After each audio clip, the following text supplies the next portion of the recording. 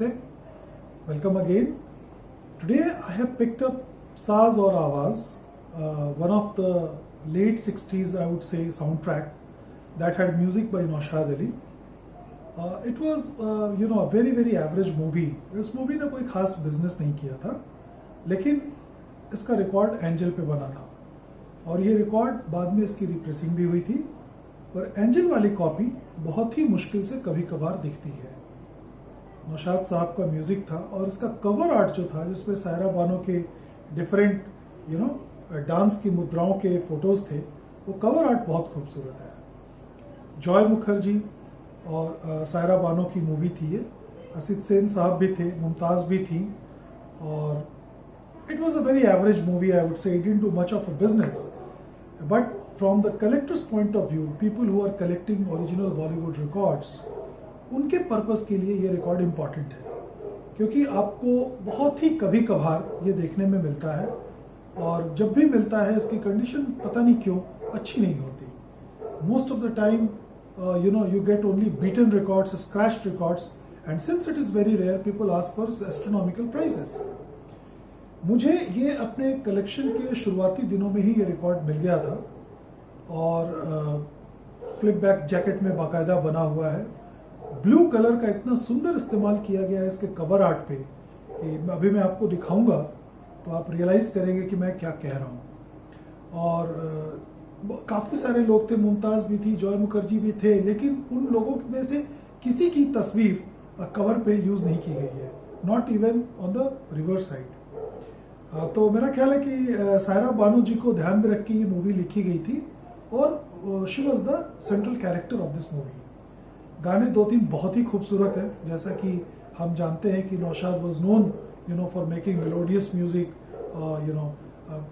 बिल्कुल Indianise tunes उनकी होती थी। और सुबोध मुखर्जी प्रोडक्शंस की ये मूवी थी जिन्होंने कितनी बड़ी बड़ी फिल्में बनाई, पर देखिए आश्चर्य की बात, ये मूवी चली नहीं कुछ खास और लोग भूल गए इसको, ये बिल्कुल भुला दिया गया। बाद में इसकी रिप्रेसिंग्स भी बनी थी, पतली वाली रिसाइकल्ड वाइनल पे कभी कभार मिल जाती हैं और definitely it's not up to the mark.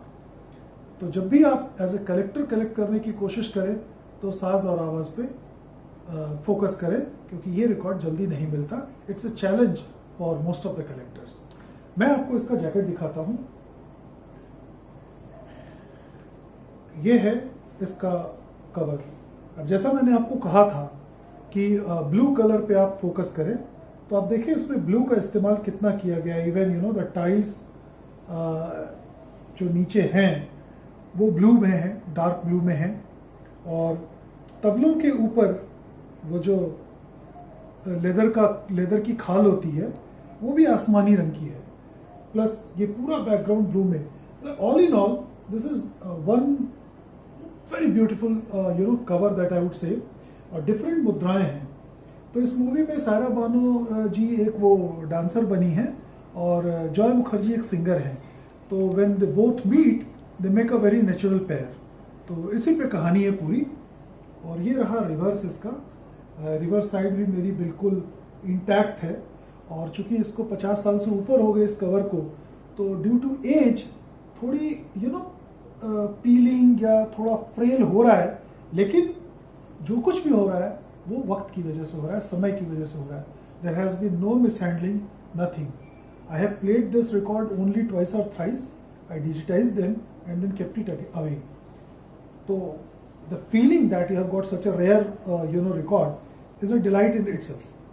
और ये देखिए यहाँ पे डिज़ाइन विवाश पिकला। तो ये पिकला ये बहुत कभी कभी देखने को मिलता है।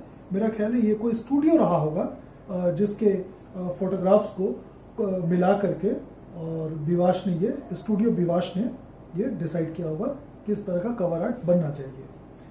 फ्लिप बैक जैकेट 3AEX 5078, और ये नीचे सारी की सारी डिटेल्स।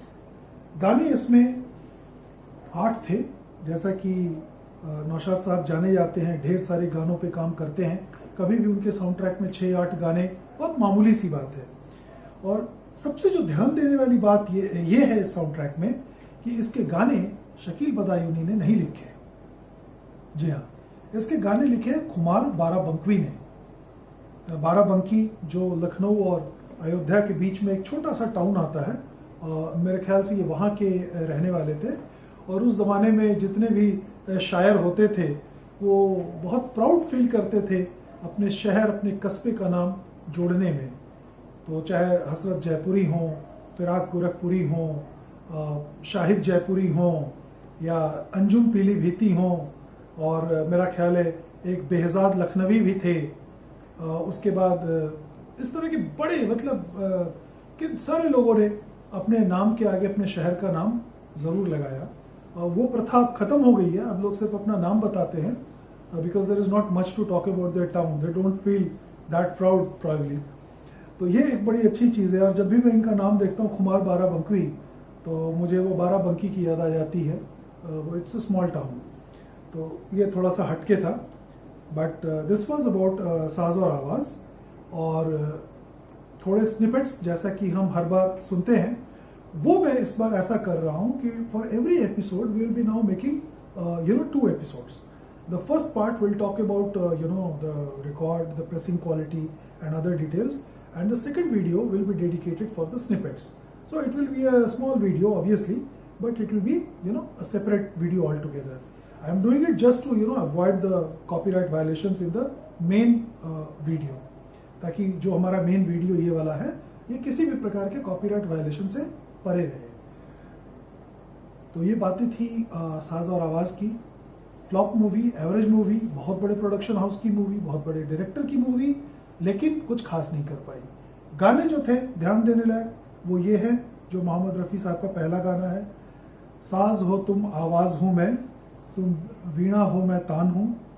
फिर मोहम्मद रफ़ी और सुमन कल्याणपुर का बहुत प्यारा डुएट है, किसने मुझे सदा दी, किसने मुझे पुकारा, आवाज देने वाले आवाज दे दोबारा।